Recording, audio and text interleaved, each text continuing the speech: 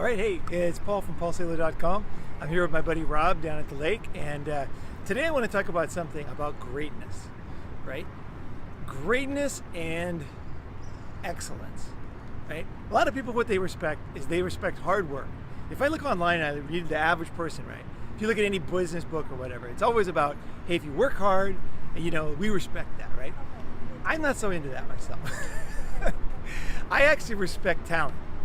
What I really love is, okay, someone tries their best, that's great. You know what I mean? If my kid is doing his best to sing his first song, or my friend is trying to get into a new business, I respect that. I mean, they're trying, right? But what really touches me, what really gets me is just absolute greatness and like excellence, And that's what I always look around the world for. Today I'm going to talk about Marvin Gaye in the video that I got below for you, which is What's Going On. It's got two songs, right? He's got What's Going On, he's got What's Happening, Brother. So these two videos are so epic, and I want to talk about them right now.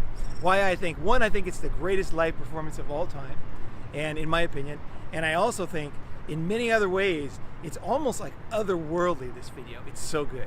Okay, so let's start from the beginning. In the beginning of the video, okay, when you watch the video, please watch this first and then watch the music. And so, okay, so they're painting the crowd, and you can see the crowd's kind of sitting there. It's just like normal people, right? You can see it's predominantly African-American audience, and you can tell that a lot of people don't even know they're in for anything. Like they're just kind of sitting there like, oh, Marvin Gaye is going to sing, great, it's another concert, right? And I guess what I want to say about that is when something really great happens in the world, the people that are there, they never know. It's like I've been in situations where it's like something amazing has happened, but when you're there, you don't really realize it. It's not till later you're like, oh my goodness, that was amazing, like that was shocking, right? And you watch the people, and here they are at one of the greatest performances of all time, musical performances, and they're just like ready for another concert, right? So that's another thing about life is interesting. So then it goes in, he starts the song, and immediately when he hits the first notes, you can see the band behind him, because he hits them so hard that everybody just like relaxes because he is on fire, right? This is one of the very few videos in the whole world that I know of where the live version is 10 times better than the recorded studio version, which, of course they record like 50 times and they edit it a million times and they try to make the voice better and they try to do this and try to do that. This is like real performance. This is real life, better than any, like even the sound and the notes. Everything is better in the live version. I think you'll see that when you watch it. But okay, so what is the song about? It's What's Happening, Brother, right? So we're talking about the 1970s here. Like what was happening in the 1970s? You still had a lot of, you had civil rights going on. You had people being screwed over. You had a lot of unrest. You had the Vietnam War going on. You had a lot of protests. You had a lot of things, kind of like right now, right? You have a lot of stuff going on, right? And he's asking, and this question is like, what's going on, right? And he really is asking. If you watch this video, he is asking, man. He's not just singing a song to get a buck here. He's like, it's almost spiritual. He's like, what's going on, man? What the hell is going on? And I feel that same way myself. And I think all human beings, we wonder, like, what the hell is going on? Like, we think we know, and then we find out we don't know. And, we think we love somebody and we don't. And then they don't love us. And, we think we had a child for this reason, and then things change. Or we think we loved our career or we loved our country. And then something happens and it causes you to question things again, and like I think we always, human beings, we're always like looking for like, what the hell's going on here? Like, what really, like what, you know what I mean? Like, well, what is going on, right? Okay, so that's the thing, is he hit the moment, and it's a timeless moment, right?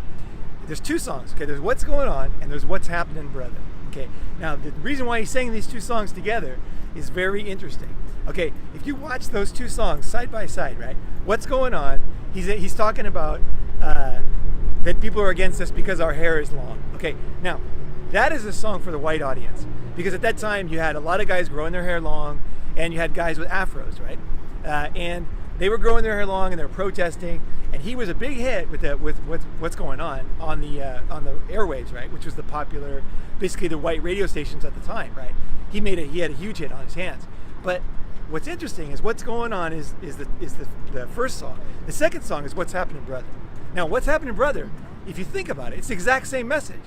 It's like, what's happening, brother? Like, what's going on? What's happening, man? And so he wrote two songs with the same meaning to two different audiences with completely different words and completely different everything, cadence, everything. It's a different song, and these are both two of the finest songs ever written. all about the same thing. And he sings them both perfectly, puts them together. And I'll tell you later about the transition, which is out of control. But okay, so even just for the B-roll, which is, B-roll is, like you're watching my face now and then all of a sudden you see like a river behind me, or you see the river and you hear my voice. That's B-roll, right? The B-roll in this video is out of control. It's like, in the first one, What's Happening Brother, it's all these scenes of Black America, right? It's the exact opposite of the song, okay? It's what's going on in Black America is going on in the song that was popular on the popular airwaves. And it shows like families, it shows like broken windows, it shows gang graffiti all over the place, and it shows a cop car. And that's an interesting part, because the cop car is sitting there, and the cop car is kind of dark inside, right? And the cops at that time, we're seeing now with Ferguson and with all these protests, we're seeing a lot of this stuff is coming out. What was happening back in the 70s, but they didn't have cell phones, so it wasn't getting recorded, right? So that wasn't just there by mistake. Marvin and the guys who made this, they planned this thing out, definitely. Every bit of this video was planned. It's amazing. It's actually a genius, absolutely genius. So he goes through that. Then he goes into this. He slows it down, right? He slows it down, and there's like two spiritual parts of the song, one in each song, right?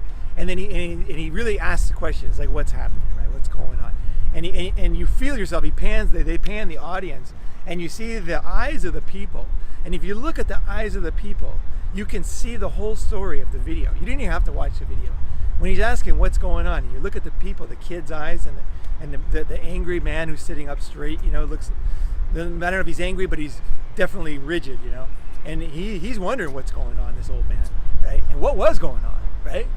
A lot went on after that because of what was going on then. Okay, so then we go to the transition.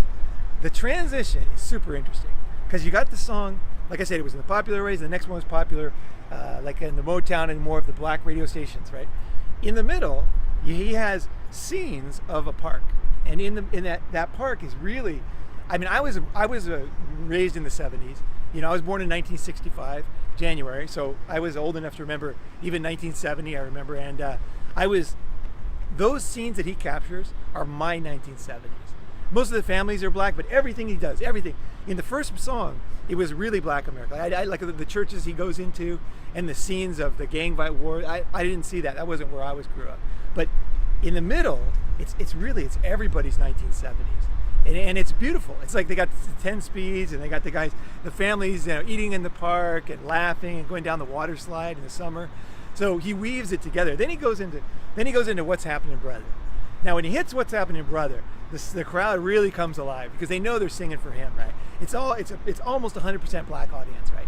I don't know where it was shot. I think it's in Chicago, but the live performance, I'm not 100%, but you can see it on YouTube. Watch it below, and you'll probably know. But I don't know that particular stadium. So then it goes into that song, and you see the guys behind him wake up, and you almost see that when we look at the bassist, right? You look at the bassist's eyes, and you can almost feel that the reason why he learned how to play the bass was for a moment like that. Why do you play music? Why do you learn music? You learn music because of emotion, because you want to tell a story. And if you watch that one scene, man, it's like, anybody who played music, you can watch his face. And that is probably, I would guess, the peak of his life, right? That was the peak of his life. That was the moment. That was his moment of glory. He probably still thinks back to that concert because that was when it all came together. And that actually insight came from a friend of mine, Aaron Kisselback, who was watching it with me, and he said that, and I was like, damn, I was like, you're right.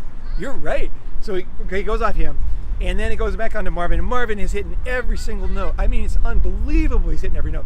When he hits Father, Father, and Mother, Mother, oh man, this is classic stuff here. I mean, I watched a video of Leonard Skinner singing Freebird live this morning. It was terrible. That guy can't really sing, okay? He was good on the record, but if you watch him in concert, it was really pathetic, really. It was a huge difference, right? Marvin Gaye's different, man. He's so good. The guy's so amazing. He's better live, right? He was better live than in studio, right? Probably because he's in his element, right? So either way, so we move along, and you get to about the middle of the second song, What's Happening Brother, and he says, can't find no work, can't find no job, right? And you look at the faces. I mean, watch this video. Look at the faces of the drummer or the guy playing the percussion, And then the guy behind him, I think he's playing the keyboard. I mean, it's just, man, you know, can't find no work, can't find no job. You know, money is tighter than it's ever been. And you know, musicians, I don't know if you have any musician friends, but they usually don't have any money. And I guarantee these guys, even though they're playing this epic concert, and from the musicians that I know a lot of famous musicians, a lot of them don't have any money. But we're talking the 1970s here, and these dudes are definitely not, you know, they don't have their brand. They're not Marvin Gaye, right? They're not getting paid. Back then, record companies would cheat everybody, right? And especially background, you know, guys just playing in bands and stuff, they got screwed right and left, right? So these guys can't find no work, can't find no job, and you just think, man, that was the feeling of the day, you know, is that things aren't fair. This is not screwed. This is screwed. You know, we're getting screwed, you know. And these guys are world class, right? I'm still watching this thing today. You know, we're talking about 30, 40 years later, you know. So there you go. I want you to watch the video. I hope you enjoy it. And see what you think. If you disagree or whatever, that's great. You know, I'd love to hear what you think. This is just my opinion.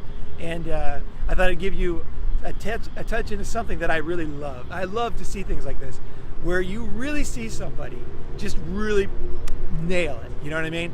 Like, I think life, we have peaks. Like that guy had his peak in his career. This is my theory, right? When he's playing the bass, right? That concert was the peak, maybe, of his musical career, and maybe of his whole life, right? And I think we all have peaks of our lives. We don't like to admit it, but we have some peak where it's like that moment where it's like our best moment, you know. And you know, I think it really is meaningful to capture that moment and to realize that we all have these moments.